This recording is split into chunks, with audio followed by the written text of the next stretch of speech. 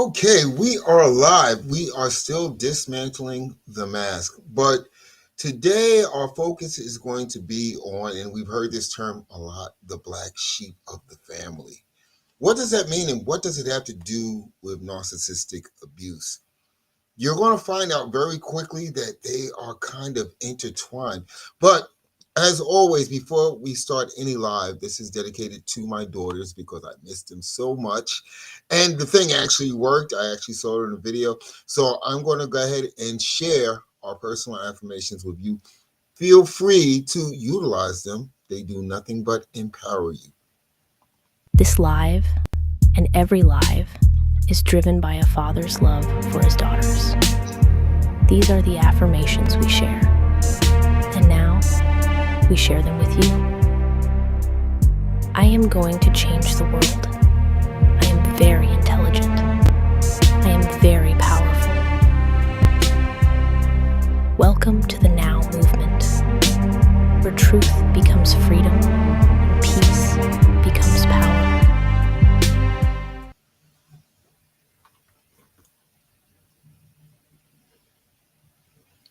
Okay, I'm going to assume that it's over yet. It's so glitchy on this interface. I'm just getting used to it. But you know what? We're going to talk about the black sheep of the family, how they are created. There is a creation process, and we're going to bring some insights from Carl Jung into it. We're going to give it sort of a basis in psychological reality. So, who is the black sheep? Who is the black sheep of the family? Okay, that is the truth teller, the one who won't pretend anymore. Carl Jung said, until you make the unconscious conscious, it will direct your life and you will call it fate. The black sheep is the family's consciousness alarm. Their presence exposes the hidden dysfunction everyone else keeps in the dark. Jung would say they carry the family's unlived truth, the part no one dares to face.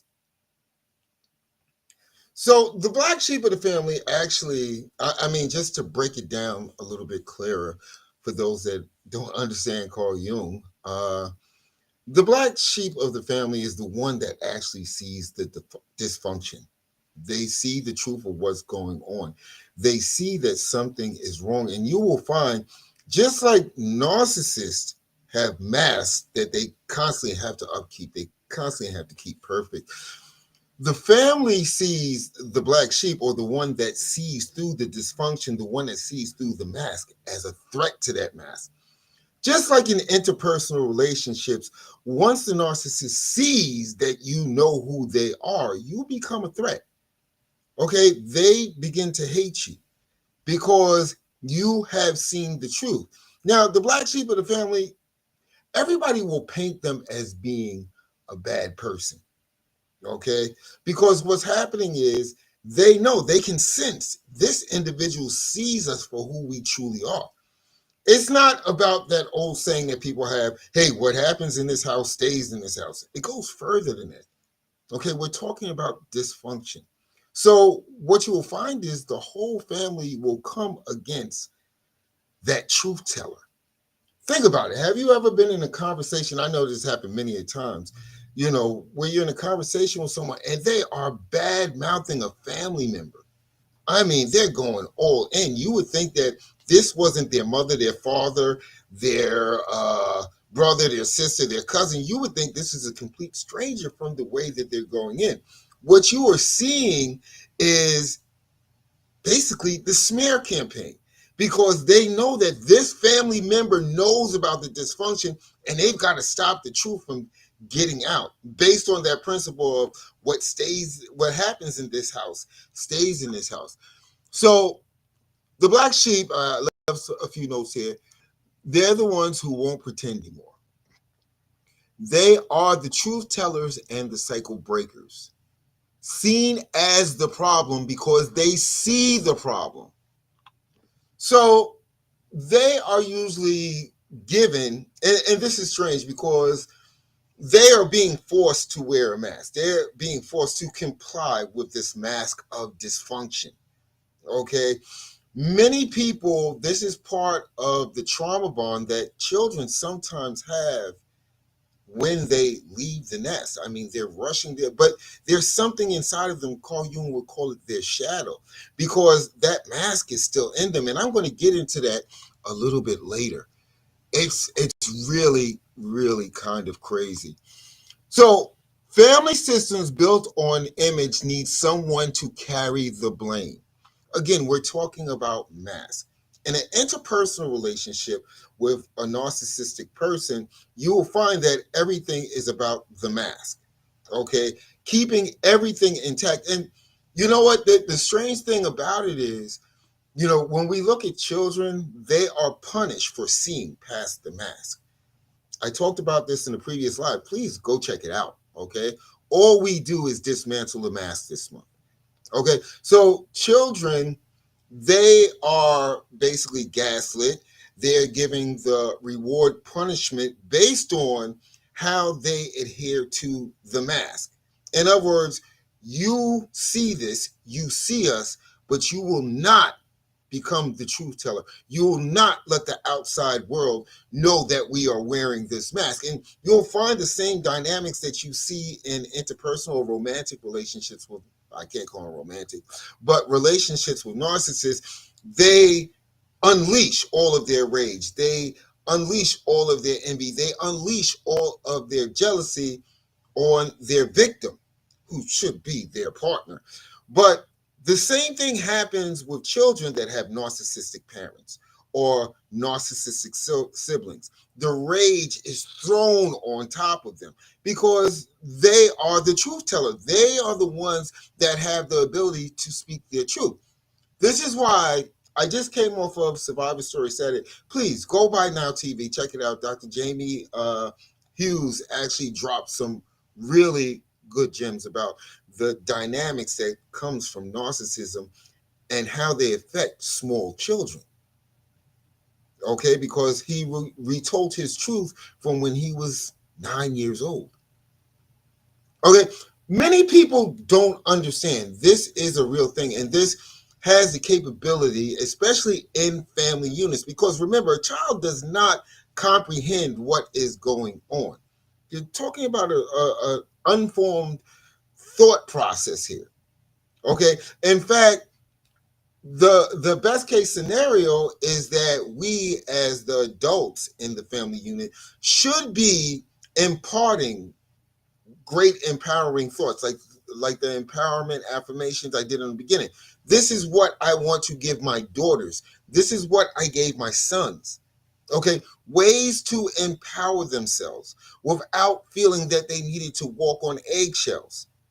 The black sheep of the family, if you consider yourself a black sheep of the family, and we're talking about mothers and fathers, you will attest to this. You walked on eggshells. Everybody disliked you. Not because of anything that you did, not because you were a bad kid, okay, but because you started to see through the mask. At an early age, we have that fork in the road when we are introduced to trauma, when we are introduced to having no safety net when it comes to emotional stability. We have that fork in the road, and that fork, as Carl Jung would say, creates a certain shadow. Okay, some of those people, those children, their shadow leans more towards being a fixer, a healer. I want to put on a mask, okay, that allows me to help others, that allows me to make that pain that I experienced as a child just go down, just go away. So they become the life of the party, extra friendly, always helpful, even though people that are seeking help from them knows that, this is going to really hurt this person. It could be financial matters, whatever, but this ain't, I thank you for helping me, but you're going to leave yourself in the bind. But this is the path that empaths take.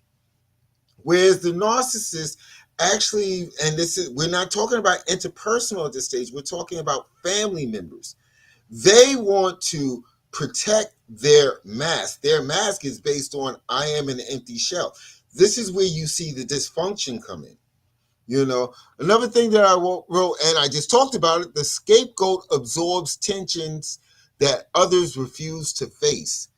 So you have a child, a young adult, someone that's going through that impressionable stage of getting their mind together, and they have to absorb that tension. Okay, again, I know this firsthand. Okay, I experienced this. I talked about this on another live. There were times as a young child that I knew automatically that, hey, listen, I've got to make things right, because there will be punishment for nothing, for absolutely nothing, except just being a child. As I said, I had emotional safety from my grandparents, because yes, if I did something wrong, if I did something bad, if I did something that was against the rules, yes, I would be punished for it. And I accepted that. But it wasn't, the punishment wasn't based on the fact of, I'm me as the adult, I'm upset. You're not making it any easier because you see the dysfunction inside of me. So now you're acting as a mirror. The child is acting as a mirror. They're being forced to absorb this mask. They're being forced to absorb this mask, and thereby, as Carl Jung would probably say, I don't know, I don't think he ever said it, they're going to create a mask of their own. Okay, the mask of being the perfect child, the mask of staying silent, the mask of not letting my feelings come out. Because even when you're dealing with adults that are caretakers of children, okay, the narcissist has no empathy. They don't care about the child's feelings. All they care about is protecting their mask. Another note, the greatest burden, and this comes from Jung's mirror, Carl Jung's mirror. The greatest burden a child must bear is the unlived life of the parents. The black sheep is born when a child refuses to live out the family's denial. They inherit the shadow, all that the parents suppress, and then get punished for reflecting it back. In interpersonal relationships, part of the discard is the narcissist wants to see that you are reflecting parts of them. Those parts that bring them shame, those parts that bring them anguish. They want to see that reflected in them, in you. And that's what triggers the discard. That's what triggers, hey, my job is done. But when you're talking about family members, the job is never done. So you find people that go through life being considered the black sheep of the family. And that brings a certain feeling to them. Deep down inside, it brings an emotional feeling to them. And again, that's where they start creating their own mask. It's not a nefarious mask. It's a mask created to protect them. It's a mask created to make them feel somewhat sure of themselves. The narcissist, empty vessel, nothing there. You're looking into a void. The empath, on the other hand, there's something there. There's empathy, there's emotions, there's feelings, there's care, there's love. And this is why I've come to understand through this journey of the Now movement is that we need to face those shadows. Those things that hurt us as children when we dealt with narcissistic family members, because we were forced to absorb that. And that was a safety mechanism. And it really doesn't serve us, you know. So what happens as that child gets older, and I put it in the notes, what happens is narcissistic parents frame independence as disloyalty. Again, we're looking at protecting the mask. So if you don't want to follow along with the plan, okay, you don't want to be introduced into this dysfunction, you don't want to take part in this dysfunction, what you'll find is the narcissistic parents, oh no, you're not loyal.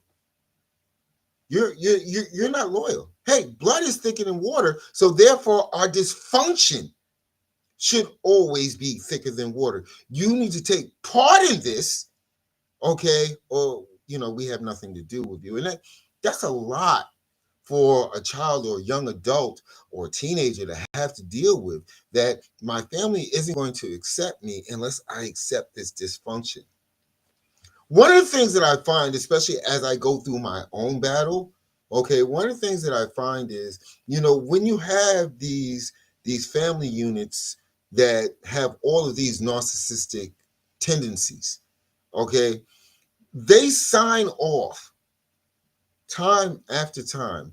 They, as long as the dysfunction stays within that circle, they will sign off. Everybody else is as the kids call it, the op, or the enemy. So you'll find that's where the root of flying monkeys are from. They come from dysfunctional families. Again, when we look at the mask, when we look at narcissistic abuse, the narcissist always knows what they're doing.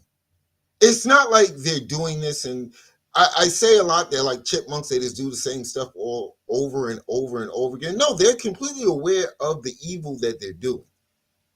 As soon as they open their mouth, it's all strategic, it's all calculated, because it's calculated as a survival mode for them to actually keep the mask intact.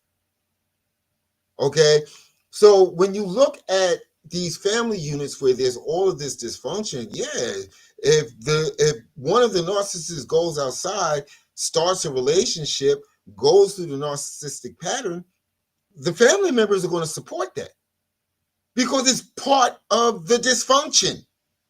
It's part of, hey, we're team dysfunction. We're out here to win. Again, the narcissist always knows right from wrong. If they didn't, they would never have a job. They would never get through school. Yeah, a lot of times they manipulate people, but they know exactly what they're doing. And when families team together, okay, and they pinpoint someone and says, okay, you see through this, you're not taking part of this, you are now considered the black sheep of the family. And I think this is a great time that we're doing this. I think this week the whole theme is bloodlines, okay, legacy, and how the black sheep is actually the savior of the family name. Believe it or not, you know,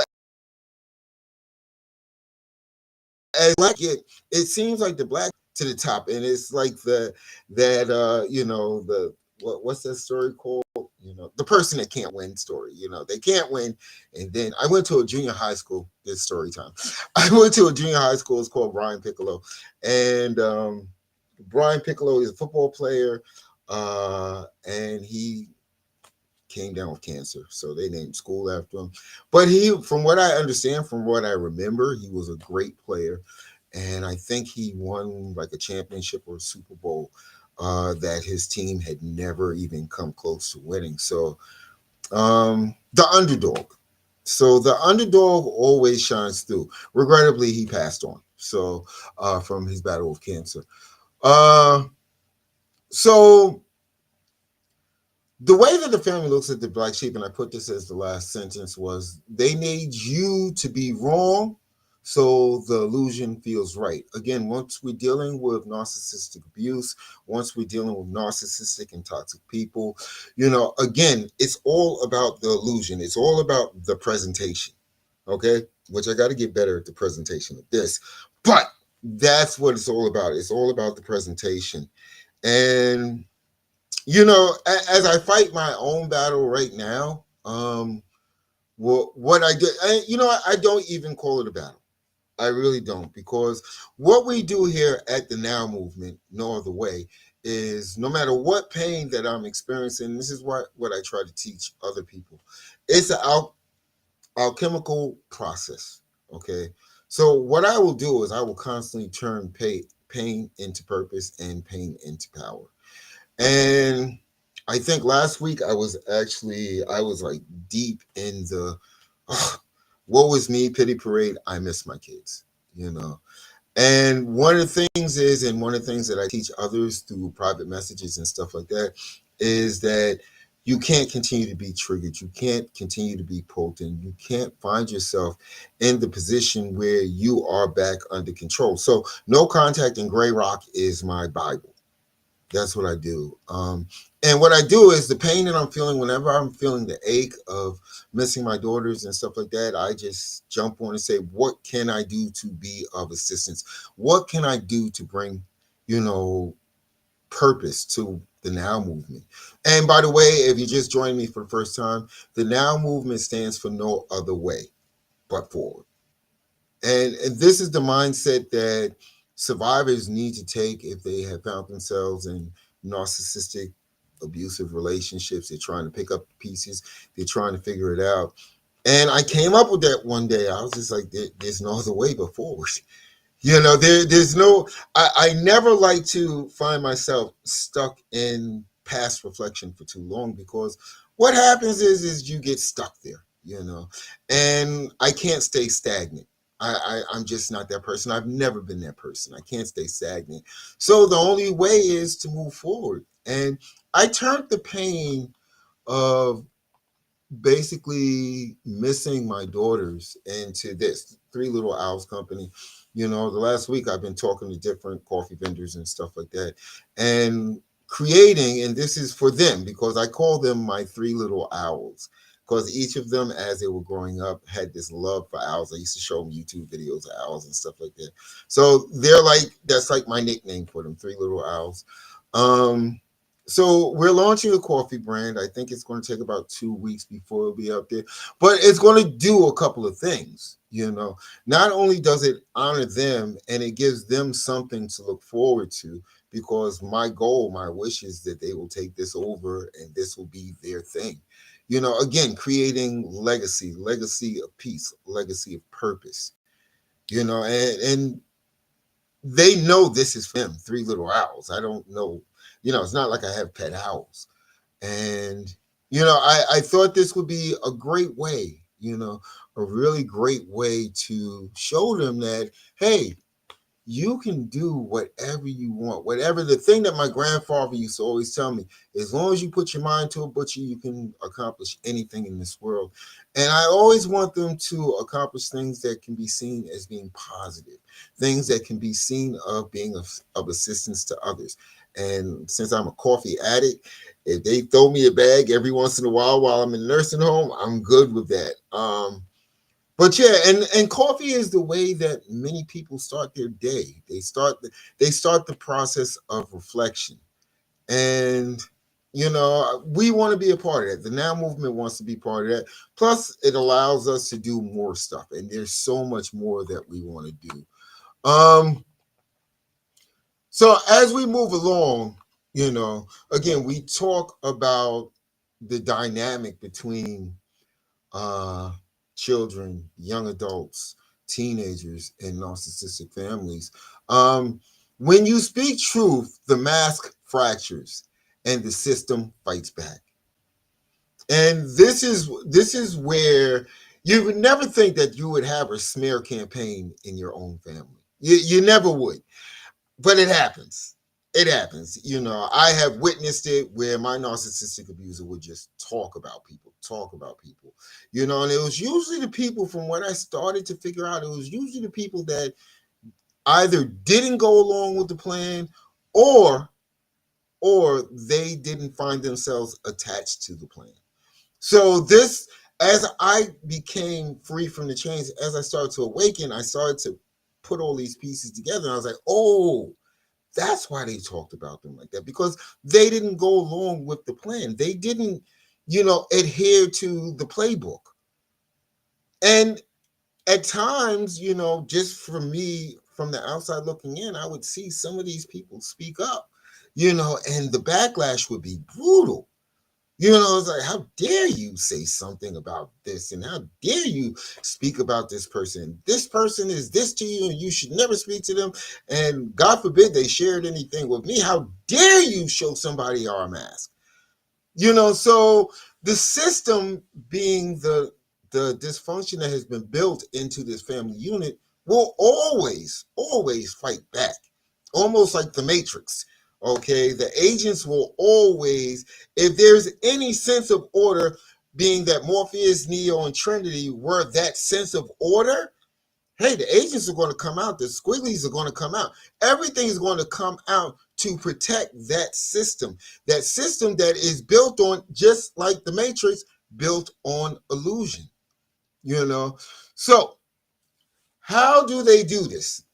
Gaslighting. Okay, so basically, person A and family points out something. Maybe you're at Thanksgiving dinner, maybe it's the holidays or something like that, which is the worst time ever for the black sheep of the family because people are just going to sit there and throw darts and talk about you the whole night. But gaslighting. Oh, you didn't see that right. That's not what really happened. Even though that person was there, even though that slight was visible and everybody saw that slight, you're going to find that these family members are going to team up against the black sheep of the family and say, nope, nope, nope, nope, nope, that's not the way it happened. You must have been drinking that day, or you must have been smoking something that day. But that's not the way that happened. And then they proceed to gaslight the whole situation. And the black sheep is sitting there saying, nah, that's not the way that happened. Um, the silent treatment, my favorite. This is where family members just go dark. They're not going to talk to you because, again, the system needs to fight back. The system needs to bring you back in. Okay, just like the Matrix, they need to bring you back in, plug you back up, and let you live through that illusion with them. And as I've mentioned many times during this broadcast, the smear campaign. You know, they're just like in a domestic, narcissistic, abusive relationship where the abuser will go out there and paint tall tales and just make up stuff better than Stephen King ever could write or Dean R. Koontz could ever write a horror movie. They're going to go out there and they are going to smear your name. Okay? Strangely enough, they do the same thing with the family member. Everybody's on board with this. Everybody's on board with this smear campaign. And why do they do it? Why are you going to torture your family member? Again, I go back to the front of the ranch. Narcissists really don't care about anything but themselves and the mask. Okay? And now you have a group. You have a group of narcissists that only care about themselves and the mask. And the thing is, they don't want the mask to crack, shatter. They don't want the public, they don't want the people outside to see the dysfunction. They know it's there. They realize it. They understand it. But they don't want anybody else to see it. Again, the mask is like imperative to staying intact when it comes to narcissists. What did Carl Jung say? Truth breaks illusion. Backlash follows. This is his mirror. People will do anything, no matter how absurd, to avoid facing their own souls. Your awakening threatens the system's mask, so it attacks, mocks, and isolates you. All defense mechanisms against its own guilt. Jung saw this as the projection stage. The family dumps its darkness onto you so it doesn't have to change. See, they need you to reflect that back. They need you to be part of the system. They need you to plug back in, get in your pod, and just go with the illusion. Okay? And nothing else is acceptable. See, with narcissists, people don't understand. This is why you have to go no contact. This is why you have to go gray rock. This is why you have to heal. Okay? Because there's no going back. There's only forward. Because what happens is there's no middle ground with them. There is no middle ground. Please go look at the video that I did, the DSM-5 breakdown. Okay. This is textbook stuff of the narcissist mindset, the narcissist reaction. Okay. And the ninth thing is God mode. They believe that they are above reproach. Number 7, lack of empathy. Okay, they believe that since they have no empathy, they're not accountable for anything. No matter how they treat the next person, no matter how much damage or harm that they create, you put 7 and 9 together, God mode and no empathy, I can do whatever I want. So there's no middle ground. Either this black sheep goes along with the plan or they get ostracized. Nobody wants to deal with them. And they want to destroy them just like, and it's crazy because now it's compounded. You have multiple people wearing masks. You, on the other hand, you're just trying to survive. You're just trying to heal from all the abuse that was dumped on you from an early age. You know, narcissists are created at an early age. So by the time they get to the childbearing stage, it's like hell on wheels. And they're going to constantly project their mask onto the black sheep until they see their own reflection in the mirror. And the strange thing is, their own reflection usually brings shame. So it becomes a vicious cycle. Then they basically become like predators. They go outside into the real world and they try to drag more people into this chaos of dysfunction. You know, let's see. So the loneliness of realizing love came with conditions. This is the crazy thing. This is the cost. Everything has a cost in this life. And breaking free, being the black sheep of the family, uh, finding peace, all of this has a cost. It's just like the balancing scale of our universe. Everything has a cost. But certain things, and I go back to my grandparents once again, anything worth having is going to take some effort, and that would equate to the cost. And the sad thing is that children, young adults, and teenagers soon find that this cost is high. And oftentimes mentally they're not ready to deal with it. Again, this was part of the shadow that I had to deal with for years. I had to struggle with the fact of what happened to me when I was younger. You know, those instances of just narcissistic rage that happened to me when I was younger. I had to figure out a way to heal that, because that was actually, it was like I had like this red flag up that basically said, hey, narcissist, come find me. I'm not completely healed yet. And hey, go ahead and feast, just go ahead and steal my whole soul. And it's a heavy cost for a young adult. I'm a full-fledged adult, and it's still a heavy cost. It's still a heavy toll, because love shouldn't come with conditions. Okay, because then it no longer becomes love, it becomes control. There's conditions attached to love. The most base emotion or feeling that we have in this universe, once it comes with conditions, it becomes transactional.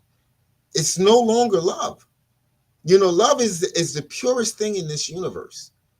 Um, Grieving the version of family you hoped existed. This is the thing right here. This right here is the thing.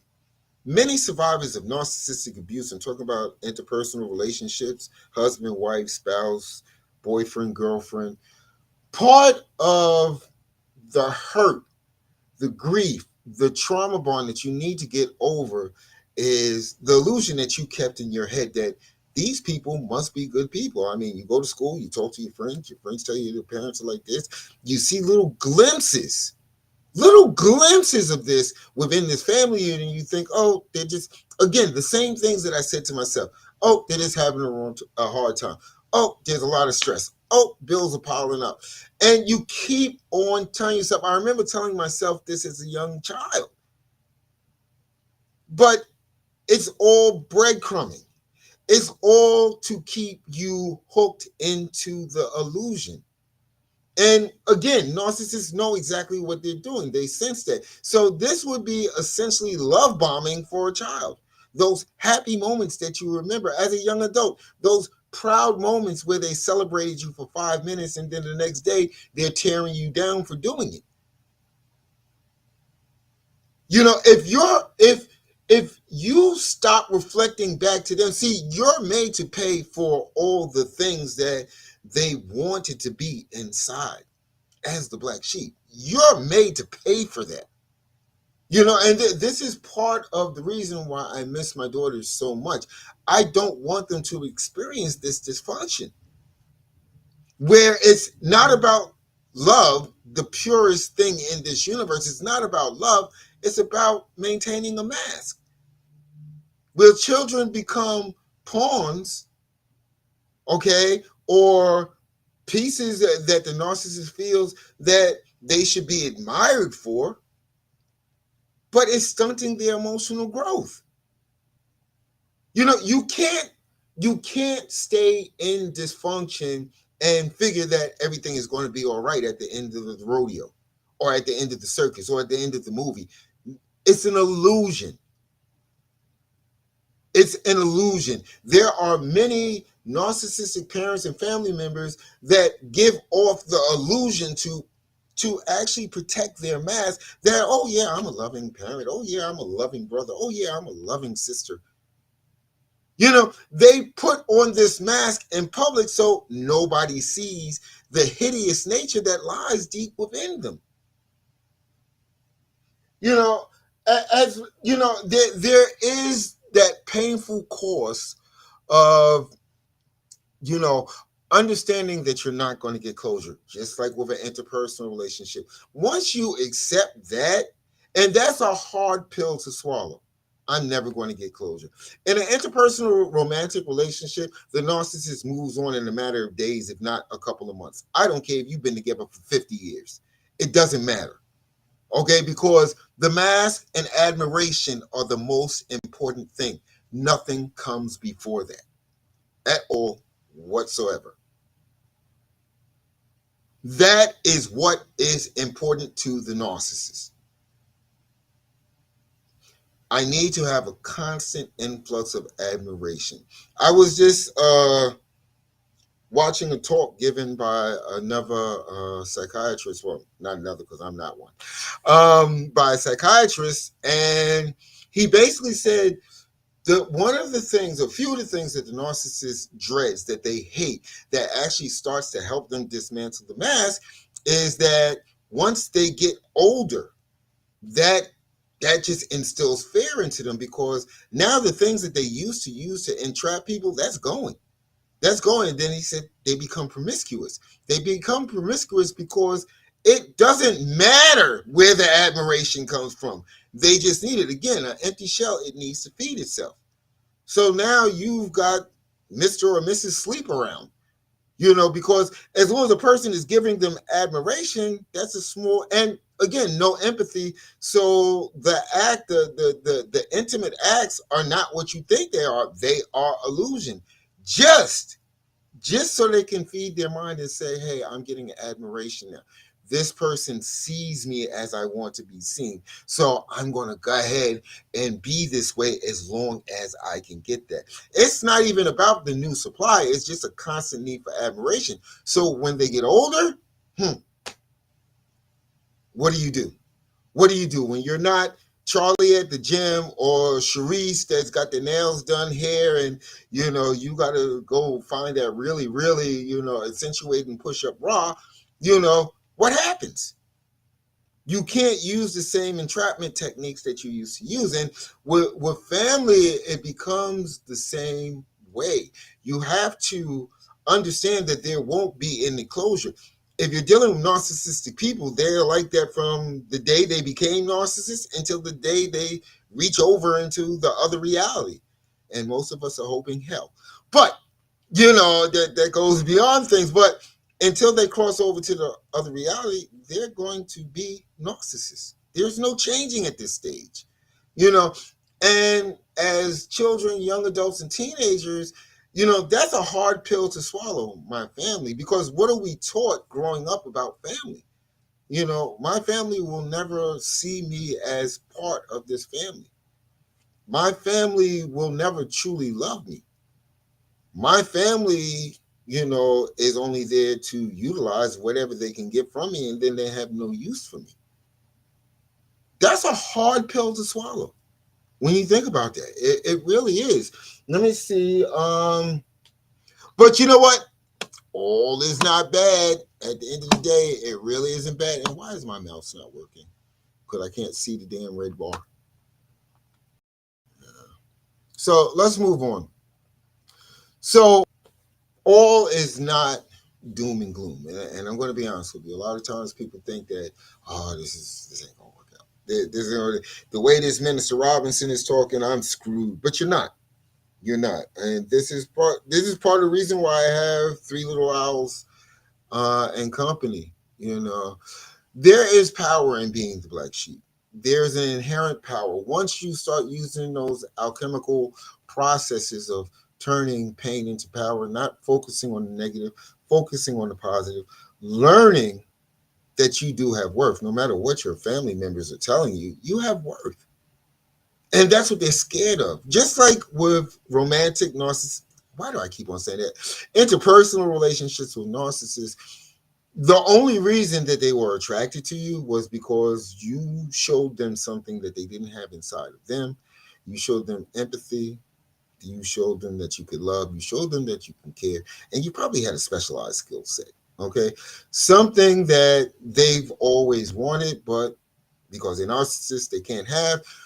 And they could only create a script in their head that said that they had these things. And they would mimic you and try to copy you and try to do what it was that you did until they hit that brick wall that said, yeah, Mr. Missy, you know you can't do this. You didn't put in the time, you didn't put in the work. You can't be this person. And that causes them to hate you. It really does. It causes them to hate you.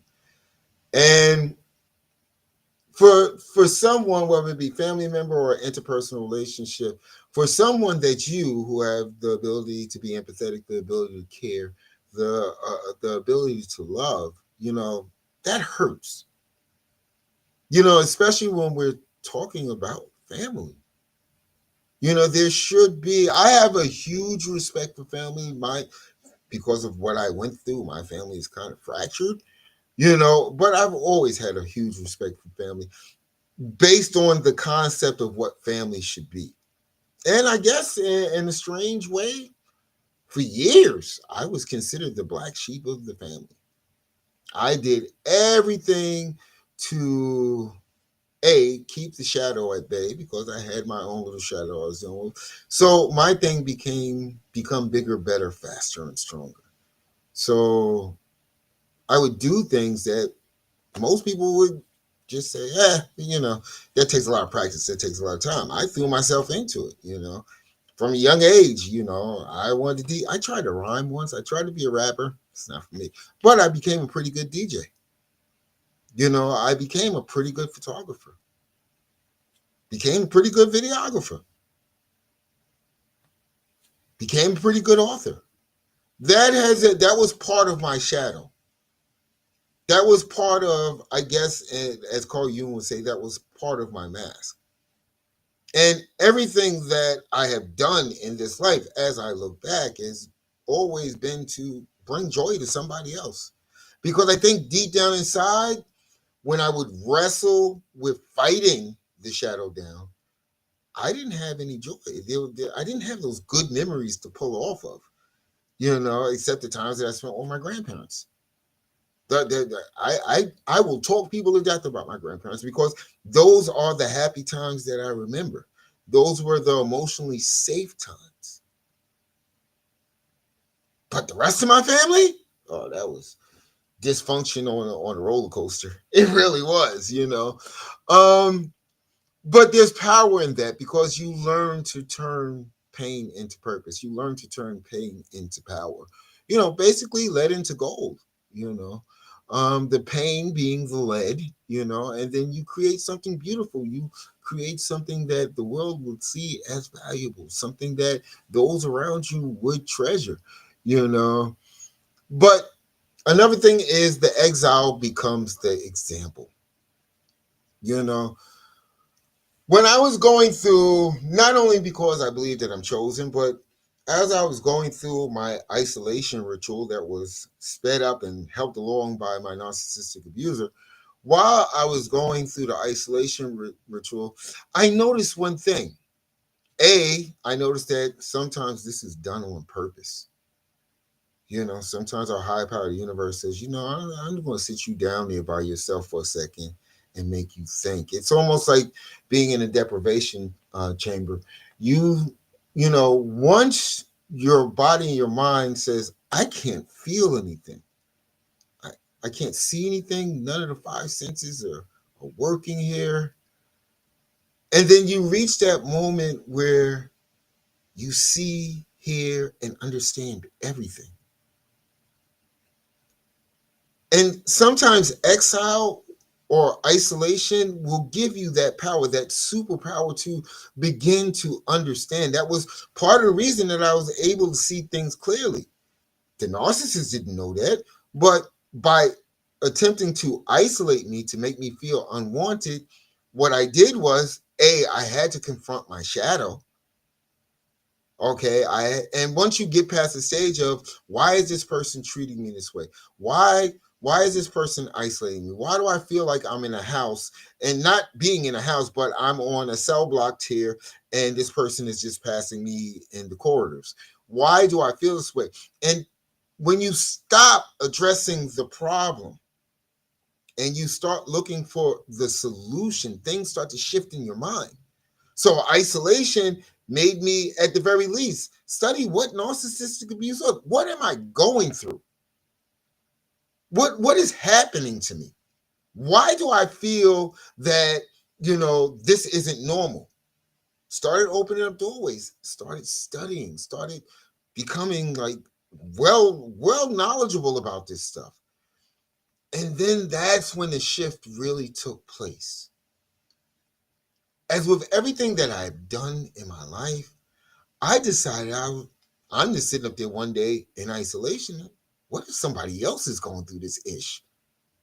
What if somebody else is trying to figure this out?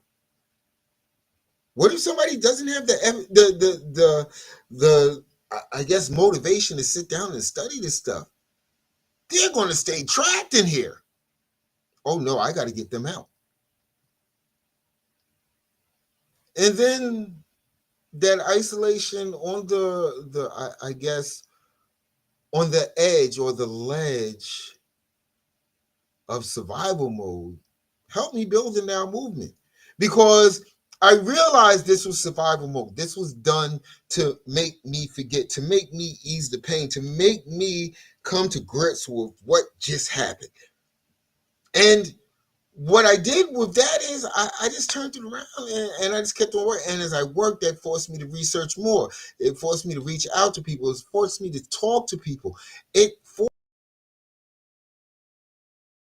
forced me to then it didn't become survival anymore. It became purpose.